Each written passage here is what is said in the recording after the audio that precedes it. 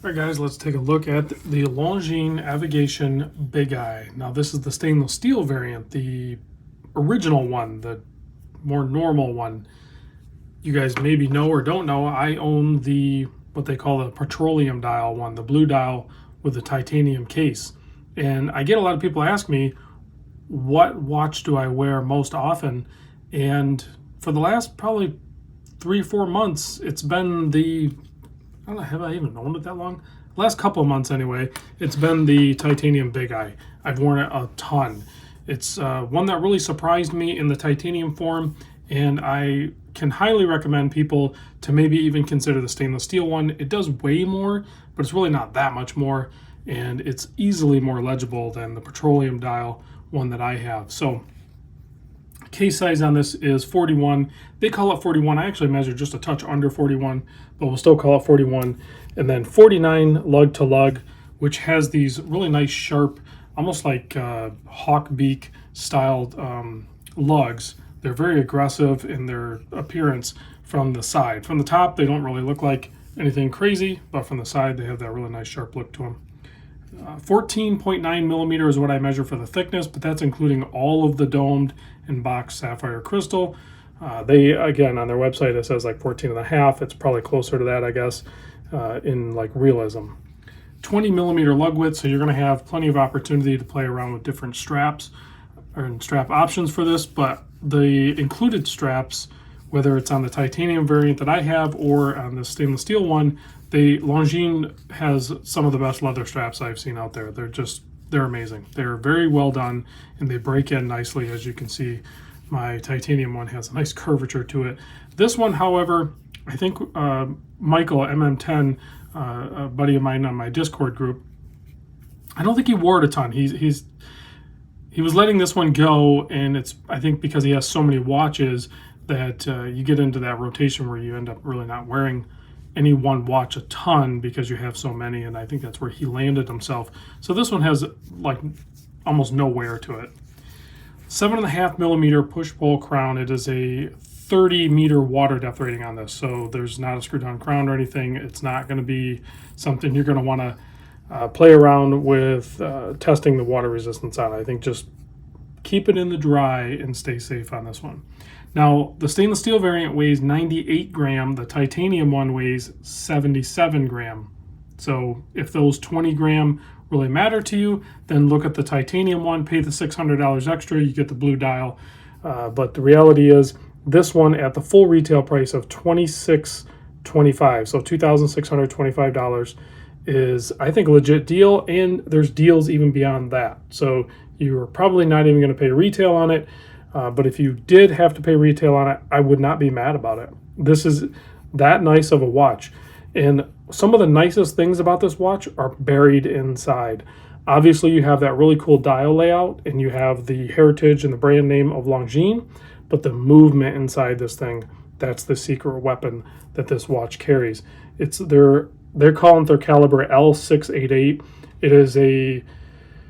It's their own little twist on the ETA, because Longines is owned by the Swatch Group, so they're going to use the ETA movements, but it's the L688. It's based off the ETA A08.L01. The coolest, well, there's many cool things, but it's a column wheel, not a vertical clutch. So column wheel is going to be a better type of chronograph movement. It still has the nice snap to it. You're going to have that, but you're going to have less chance of weird operations in the movement. The column wheel is just more, accurate for a chronograph, I guess. One of the really cool things that Longines did with the L688 is the column wheel is blued. Like how typically you have the heat-treated blued hands. The column wheel inside the movement, unfortunately, they put a solid case back on it, so you don't see it. But it keeps it a little bit thinner.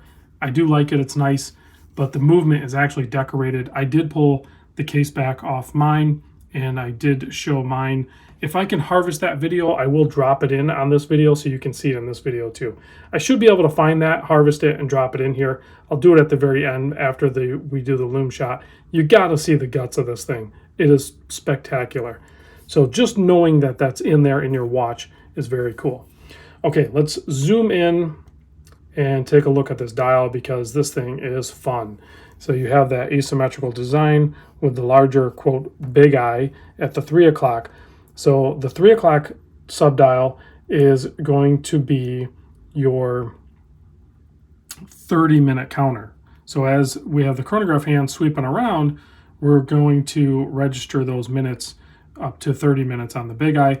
You have your 12-hour counter there at the 6 o'clock, and then over at the 9 o'clock, you have your running seconds. So as far as a chronograph goes, in my opinion, this is perfect. And I back that up with my own money because I have the titanium one. It's a no date. It has worked so well for me. It is a beautiful watch. And you have a little bit of distortion when you get to the edge of that boxed crystal. Of course, you do have the 4 and the 2 are interrupted by that large big eye subdial. The 3 is totally gone, as is the 9 over on that side and the 6 down below. But it just works. And this one's easily more legible than my titanium one, meaning at a quick glance, I think it's just the lighter silver framed handset with the loom that they use. The I'm assuming it's some sort of C1 or C3. We'll check the loom in here in a minute. Versus the faux patina or tanned out loom that I have on the petroleum dial. You can kind of see where the chronograph hand gets lost a little bit on this blue dial, whereas on the black dial one, it's still clearly visible. Okay, now that I rambled long enough, we're over 6 minutes, almost 7 minutes, let's pop this thing on wrist, take a look on my 7 1/4 inch wrist, and then we will do the loom shot, and then stay tuned after the loom shot, and I will show you the guts of this thing, hopefully. And then if we stop the movement, the chronograph, and then it just snaps back instantly. It's both audible and tactile when you operate those pushers. It's very, it's fun to play with. Like, I wouldn't recommend just constantly snapping them over and over, but it's meant to be used, guys. It's a chronograph watch. If you need to time functions with it, time it as you normally would. But you also have that running seconds at the 9 o'clock, which is nice as well. All right, let's kill the lights, check the loom. See if we can keep this video under 10 minutes. The loom should be better on this one versus the titanium, I suspect. It's really close, but I think I'm going to give the nod a little bit to the stainless steel variant, just slightly. I was expecting it to be a little bit more potent, but it is more potent, but I was expecting like a lot more. So it's definitely brighter than the titanium one, but only by a little bit. All right, guys, thanks for watching. Big thanks to Michael for allowing me to check this out and share it with you guys. I'll see you on the next video.